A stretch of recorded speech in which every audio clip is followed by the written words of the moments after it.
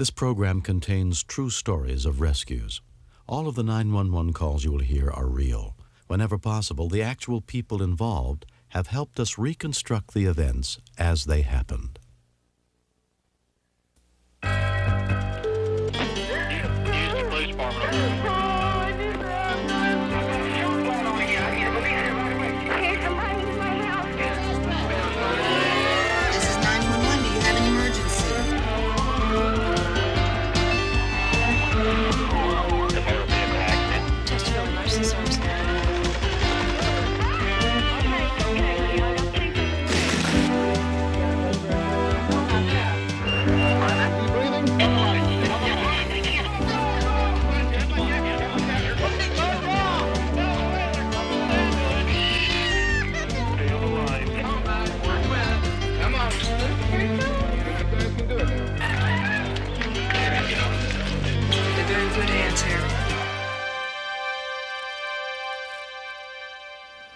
We try to prepare ourselves for any emergency, but some seem so small, we may overlook them.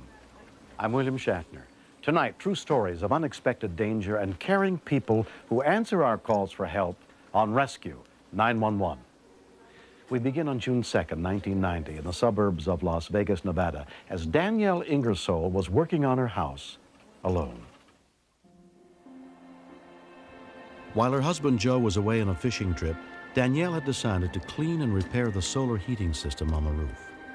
I understand she got started real early, about 7 o'clock in the morning, and spent about 3 hours on top of the roof.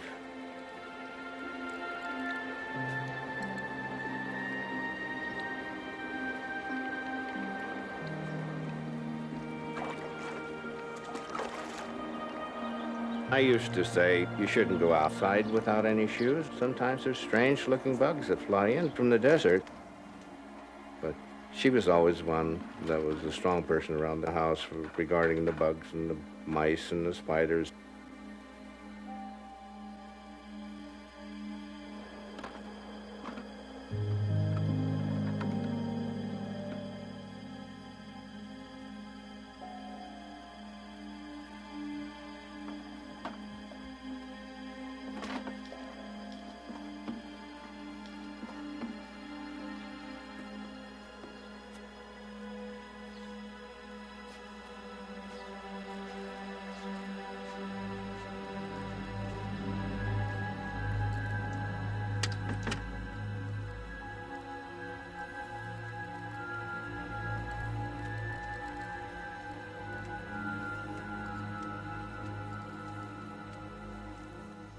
At 12 noon, a call came in to Metro Communications.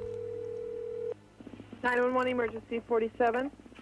I've been bitten by something. I feel like I'm gonna Okay, let me die. transfer you to medical, ma'am. Stay on the line. Her call was transferred to emergency medical dispatcher John Darnell. Medical emergency. Hello? I heard nothing at first.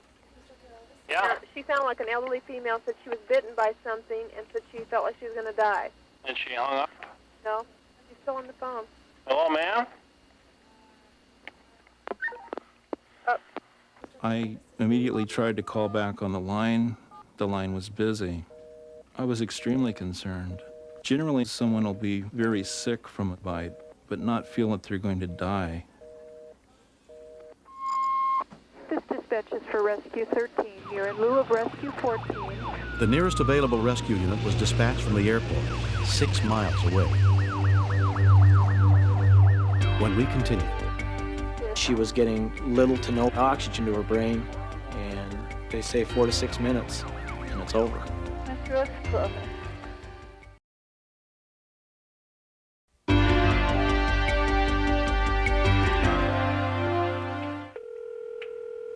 within moments, a second call came in. Fire department. Yes, yes. Send an ambulance. Okay, you're on Carroll Circle, right? Yeah. Something bit you?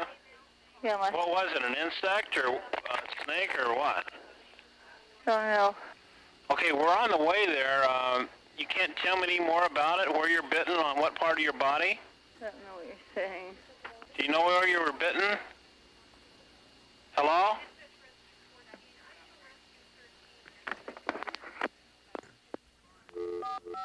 Apparently she was blacking out, losing consciousness, and inadvertently hanging up the phone. She sounded like somebody on her last breath of air. Because Las Vegas has an enhanced 911 system, John could read the caller's phone number off the screen automatically. Yes. Ma'am, this is the paramedics. We're on the way there. Okay, I wish you wouldn't hang up on me. I can't help it. We're on the way there. Do you know where you were bitten? My big right toe. A big what? Big right toe. What do you think it was that bit you? Spider. I can't talk. From what I could assess, she had anaphylactic shock. During anaphylactic shock, the lungs and throat constrict rapidly. Within minutes, a person's breathing and circulation can shut down completely. Do you know how long ago? Yeah. 10 minutes. 10 minutes?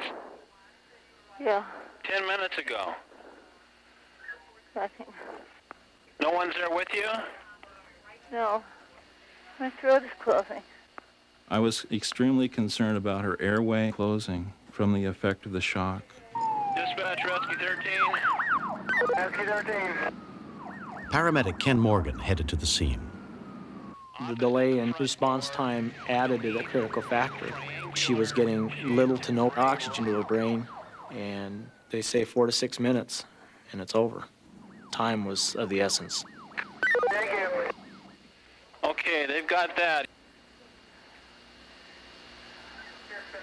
Did I get here fast? If not what? Did I get here fast? They've been coming from the airport now for 8 minutes. This ran through my mind. When are they going to get there? I felt like she was drifting away. Go through the side gate. The back door. It's open. Dispatch Rescue 13, she's telling me now that if you can't get in through the front, go through the side gate and the back door's open. Do you have an ETA? Dispatch, Rescue 13, it's 4 minutes. 3 minutes now. Copy, 3 minutes.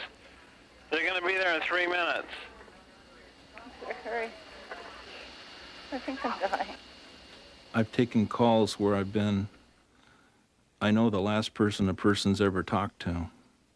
It's not a good feeling, especially when you feel as helpless as a human can feel. I know it's scary for you. Hello? I can't say. I know. I want you to stay alert though, okay? I know what you're trying to do. Okay.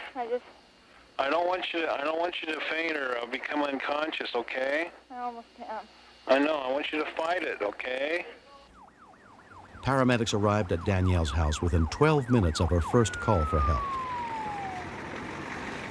Paramedics are there. They're out in the front, okay? I'm in the bedroom. Just tell him to come in. Just tell him to come in. Dispatch Rescue 13, she's saying come in. She's in the bedroom. When we got to her, she did not even have the energy to hold up the phone anymore. Dispatch 13 is located. Okay, we got you. Bye. Bye-bye. When we first looked at her, we knew right away this was serious. She had a real awful gray look to her. She had no blood pressure. She had no basic vital signs at all. It's very conceivable, had we been delayed any short amount of time, there'd have been nothing we could have done for her. The second ambulance arrived almost immediately. Initially, we put her on some oxygen. We wanted to get that circulation back into her brain again. We had to give her some medication to stop the reaction to the bite. We didn't get any response at all from her, and at that point, we started getting real concerned. All right, here we go. Watch the line. We decided it was time to get rolling. It gives you a rattle inside because you realize that this patient is close to death, and you're very limited in the time you've got to keep the patient alive.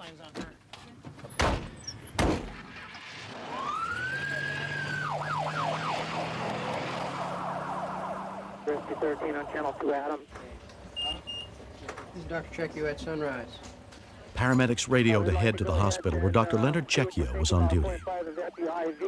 She was experiencing a massive cardiovascular collapse.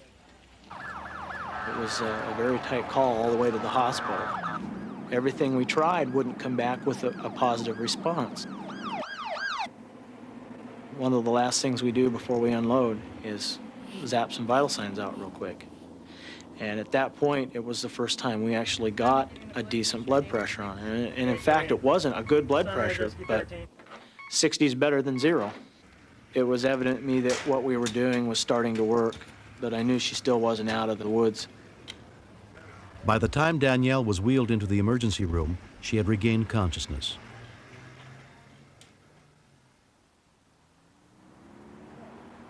She spent 4 days in the hospital. The doctors found no sign of lasting injury to her heart or brain. I don't want to do it again to have it fun. On the last day of her stay, Danielle received some very special visitors. Hi. How you doing? Oh, I'm doing great.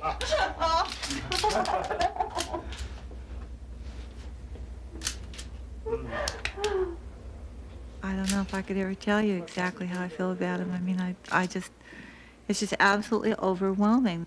Doing good now? Oh, I'm doing wonderful. You can't believe This is the guy that got us there. Yeah. How you doing? Oh my God. How are you people? Knowing that she was so near death and then to see such a jubilant, wonderful lady was like the difference between night and day. You had me worried. It was very, very good to see that.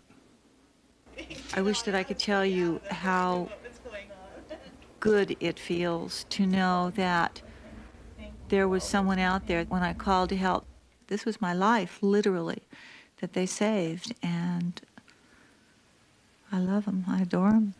Danielle and her husband Joe have since had an infestation of black widow spiders removed from their shed. Fortunately, anaphylactic shock reactions to black widow bites are not common among healthy adults.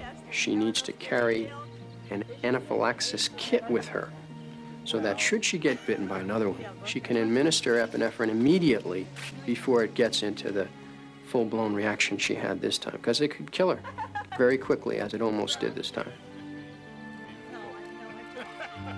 Since Mom had her accident, I've thought very much about what my life would be like if she didn't make it, and it scares me. I don't think I'm ready to be without my mom. Sounds crazy, as old as I am, but I love her more than anybody in this whole world. Next. Lou, I don't have any brakes. All of a sudden, Wayne hollered on the radio that he lost his brakes.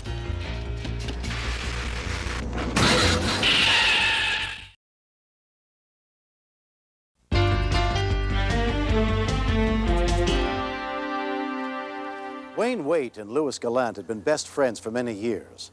On the morning of January 14th, 1984, their friendship was tested to the limit high up in the mountains of Nova Scotia, Canada.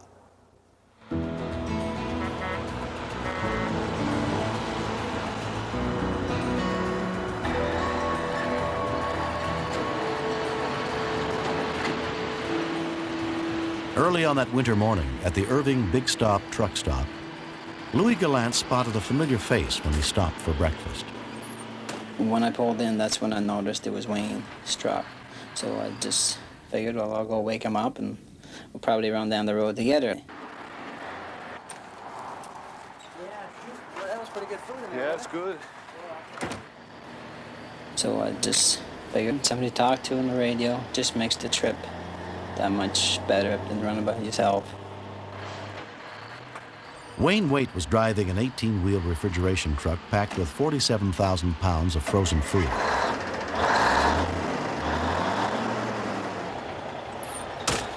Louis' flatbed semi was hauling 33,000 pounds of steel.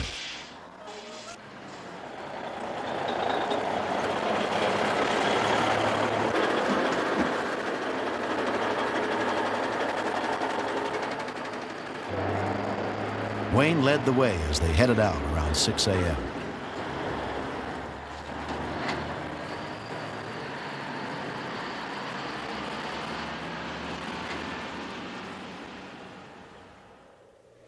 Though they both drove for the same company, it was the first time they had ever driven this road together. So we just run along, chatting back and forth on the CB radio. Okay, why don't you let me come around you there, Wayne? Okay, hang on a sec. I'll let you know if it's clear up ahead. We got a straight coming up. Okay, yeah, looks pretty good. If you want to come around me, come on.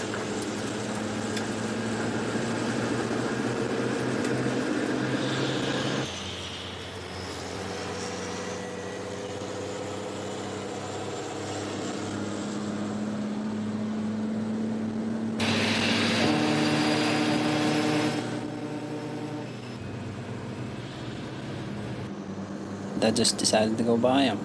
I don't normally do that. It's just something I don't know. Just done it that day. Oh, now this is the first time for everything. I've never had to look at your taillights before. As soon as the vehicles get to the top of the mountain, they're approaching a grade that they have to slow down, use lower gears. They have to approach 180-degree turns, and it's a very treacherous mountain that they have to come down on.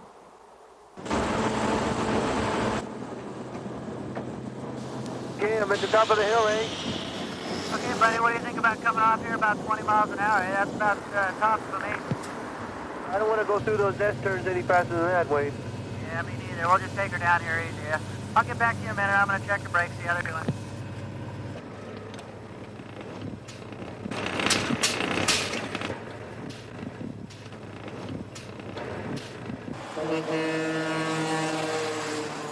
Lil, I don't have any brakes. I have nothing.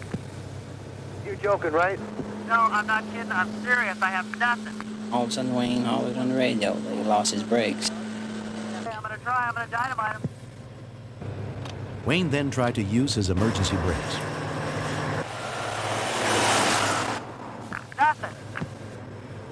I thought he was joking for a few seconds. Wayne's tractor trailer weighed 49 tons, fully loaded. A truck that heavy could not possibly make it safely to the bottom of the winding mountain road without any brakes. Oh, I tried to drop a gear and it's not holding, and I'm going to have to pick it back up again. It was the only thing to do. I had brakes, not knowing if they would hold two rigs or not, but I had tried. Less than a mile ahead was a stretch of road with enough straightaway for Louis to attempt to use his truck to stop Wayne's. It was their only chance before they reached a curve so sharp it would be impossible for Wayne to maneuver without brakes. As they headed downhill, Wayne was rapidly picking up speed. Louis was forced to keep accelerating to stay ahead of Wayne's truck.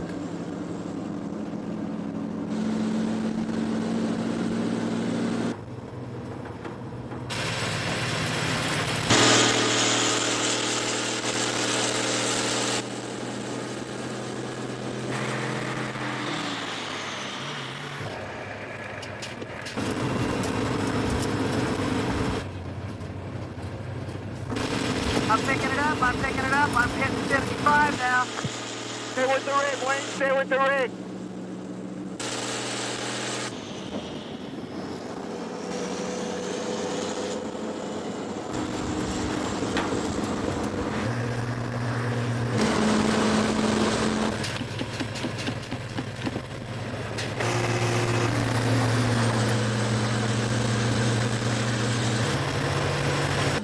I was just trying to pay attention to what I was doing. Like, I gotta watch the impact. I gotta try to match his speed.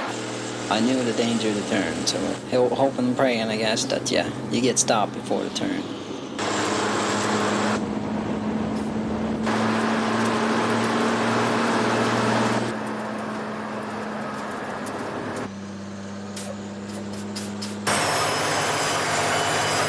Okay, come on in, stay straight.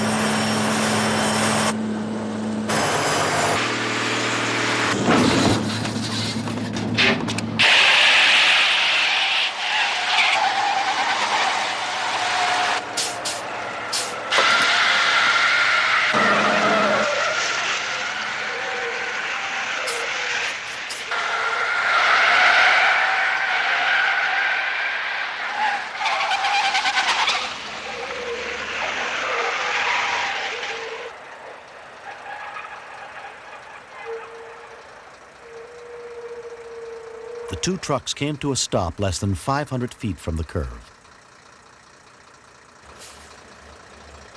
Louis Gallant escaped without any injuries. His friend, Wayne Waite, had only suffered a few bruised ribs. I thought it was all over. This was my last trip. Because at that mountain, if your brakes hold one vehicle, you're thankful, because it is a treacherous mountain. 7 years later, Louis and Wayne and their families have become close. I knew I had one chance at saving them. And I just wanted to do it right. I didn't want no mistakes. If he would have hit it at an angle, like lost control somehow, like it would have probably took me out too. He was a friend before that, but he's a special friend now. It's quite an experience. You never forget.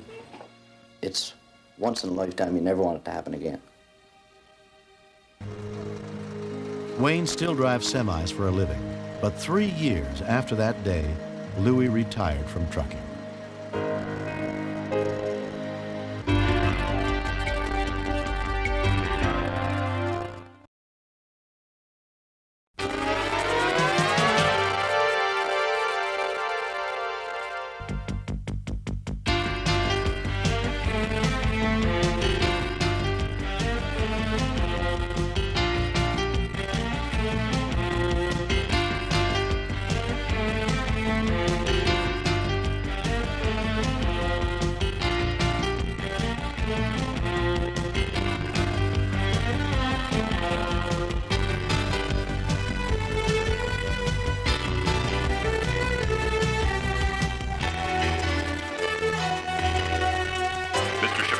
Step out of the car, please.